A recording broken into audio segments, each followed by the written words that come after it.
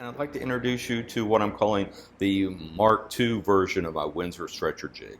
And what I've done is just made some updates to the bases here. And the first thing I've done is made this tenon just longer.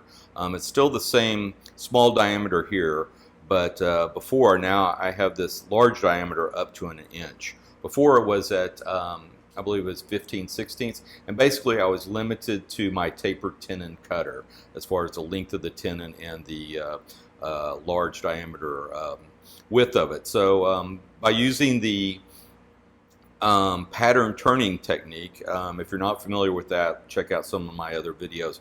I'm now no longer restricted by my tenon cutter. I can make this tenon as long and as big or as small as needed.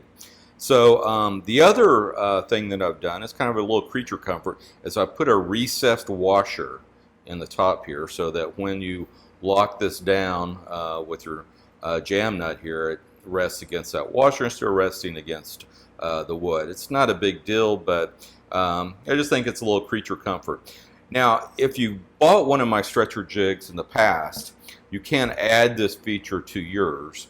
You can't recess it, but what you can do, and this is a prototype I had, what you can do is just screw this threaded rod into your jig and then put two very small drops of CA glue, and I mean two very small drops of CA glue, and then drop a washer over this, make sure it gets centered, and you're good to go. Now the washer I'm using here is an M12. It's a metric washer, an M12 washer. It's 12 millimeters inside diameter and 24 millimeters outside diameter. And you can pick that up at any of your big box stores. I think you can get a packet of 4 or 5 for a couple of bucks. So anyway, just want to let you know about that. And if you have any questions, feel free to leave a comment or DM me.